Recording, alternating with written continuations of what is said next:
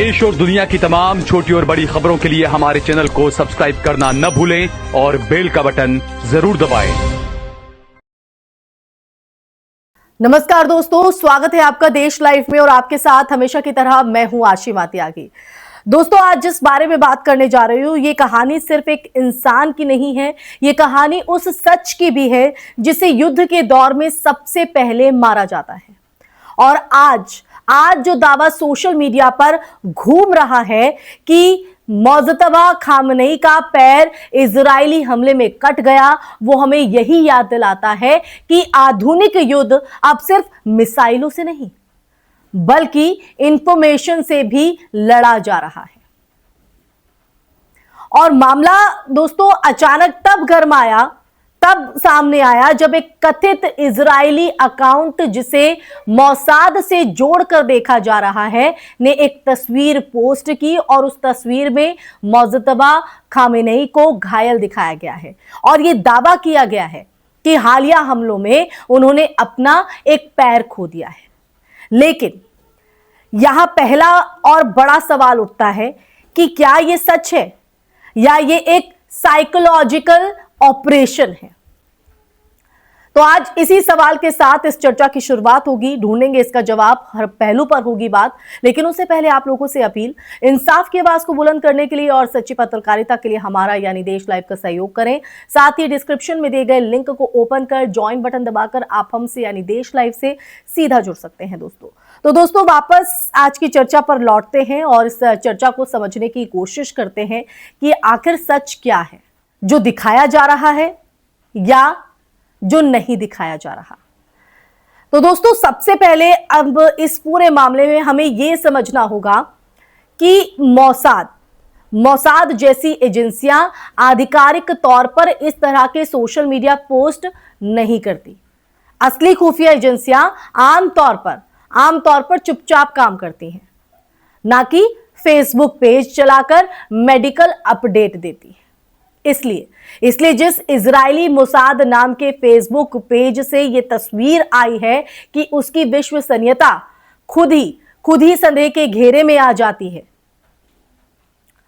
अब देखिए दूसरा महत्वपूर्ण तथ्य कि अब तक किसी भी बड़े और विश्वसनीय अंतरराष्ट्रीय मीडिया संस्थान जैसे कि बीबीसी न्यूज या रियूटर्स ने इस खबर की पुष्टि नहीं की है। अगर वाकई ईरान के संभावित नए सुप्रीम लीडर के साथ इतना बड़ा हादसा हुआ होता तो ये दुनिया की सबसे बड़ी ब्रेकिंग न्यूज होती, सबसे बड़ी। लेकिन अभी तक ऐसा कुछ सामने नहीं आया है। और अब बात करते हैं उस तस्वीर की। आज के समय में एआई और डीप फेक टेक्नोलॉजी इतनी एडवांस हो चुकी है, इतनी अपडेट हो चुकी है कि किसी भी व्यक्ति की रियल जैसी नकली तस्वीर बनाना मुश्किल नहीं रहा। खासकर युद्ध और राजनीतिक टकराव के समय ऐसी तस्वीरों का जो इस्तेमाल है दुश्मन देश की छवि खराब करने या अंदरूनी अस्थिरता पैदा करने के लिए किया जाता है। इसलिए ये पूरी संभावना है कि वायरल हो रही तस्वीर या तो एडिटेड हो या फिर एआई जेनरेटेड हो। अब देखिए यहां पर एक और बड़ा पहलू है, अली खामनेई के बाद नेतृत्व का सवाल। मोज़्तबा खामनेई को लेकर लंबे समय से अटकलें चल रही हैं कि वो सत्ता संभाल सकते हैं, लेकिन ईरान की राजनीतिक संरचना इतनी सरल नहीं है कि assembly of expert he supreme leader का चयन करती है। अब देखिए इस प्रक्रिया में कई शक्तिशाली जो धड़े हैं वो शामिल होते हैं दोस्तों। ऐसे में अगर किसी संभावित उत्तराधिकारी को कमजोर या अक्षम दिखाने की कोशिश की जाए तो ये एक रणनीतिक चाल भी हो सकती है, बिल्कुल हो सकती है। अब देखिए इजराइल और ईरान के बीच जो तनाव चल रहा है वो सिर्फ सैन्य नहीं बल्कि नैरेटिव वॉर भी है। इजराइल और ईरान दोनों ही एक दूसरे के खिलाफ अंतरराष्ट्रीय राय को प्रभावित करने की कोशिश करते हैं।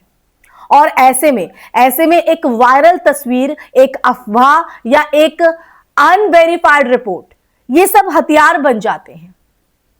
अब देखिए ध्यान देने वाली बात, ध्यान देने वाली बात यह भी है कि खुद ईरान की तरफ से भी इस खबर पर कोई आधिकारिक प्रतिक्रिया नहीं आई है। अगर वाकई ऐसा कुछ हुआ होता तो या तो इसे खारिज किया जाता या फिर नियंत्रित तरीके से जानकारी साझा की जाती। लेकिन चुप्पी कई बार इस बात का संकेत भी होती है कि जो मामला है वो उतना बड़ा नहीं है जितना कि दिखाया जा रहा है, दर्शाया जा रहा है। अब इस पूरे घटनाक्रम से एक बात साफ है कि आज के दौर में देखा हुआ सच भी सच नहीं होता, और वायरल का मतलब वेरीफाइड नहीं होता। और खासकर जब मामला भू राजनीति और युद्ध का हो,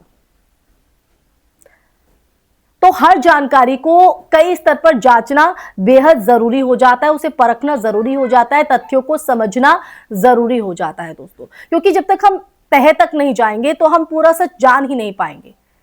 सिर्फ एक जो नैरेटिव है जो सेट कर दिया जाता है, वही फिर हमारे दिमाग पे प्रभाव डालता है।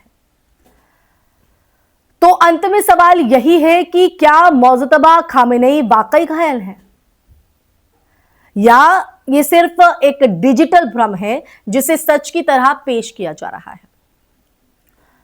फिलहाल उपलब्ध तथ्यों के आधार पर यही कहा जा सकता है दोस्तों कि ये जो दावा है अपुष्ट, संदिग्ध और संभावित रूप से अगर देखें तो भ्रामक भी है। और शायद यही इस पूरी कहानी का सबसे खतरनाक पहलू भी, जब सच और झूठ के बीच की जो रेखा है इतनी धुंधली हो जाए या इतनी महीन हो जाए कि पहचानना मुश्किल हो जाए, तब युद्ध सिर्फ सीमाओं पर नहीं बल्कि हमारी समझ, हमारे सोच के अंदर भी लड़ा जा रहा होता है। तो यही सच हमें जानना है और इसी के प्रति हमें जागरूक होना है दोस्तों। क्योंकि आज हम एक ऐसे दौर में हैं कि कुछ भी आपके सामने जो सच भी नहीं है उसको इस खूबसूरती के साथ या इस बखूबी नैरेटिव के साथ जो है परोस दिया जाता है कि उस पर आप यकीन करने लगते हैं। इसलिए एक जागरूक नागरिक बनिए, सच को पहचानिए, आवाज उठाइए, सवाल कीजिए। इसी के साथ इस चर्चा में फिलहाल के लिए बस इतना ही दोस्तों। ये चर्चा आपको कैसी लगी कमेंट सेक्शन में कमेंट करके अपनी राय जरूर साझा कीजिएगा, क्योंकि आपकी राय, आपका नजरिया देश हित, देश लाइव दोनों के लिए बेहद महत्वपूर्ण है। साथ ही इस वीडियो को ज्यादा से ज्यादा शेयर भी कीजिएगा और हमारे चैनल देश लाइव को सब्सक्राइब कीजिएगा, ताकि देश लाइव आपके आवाज को यूं ही बुलंद करता रहे, आपको सच से यूं ही रूबरू कराता रहे। फिर हाजिर होंगी ऐसा ही सच का संवाद लेकर। तब तक के लिए अपना ख्याल रखिए। जय हिंद, जय भारत, नमस्कार।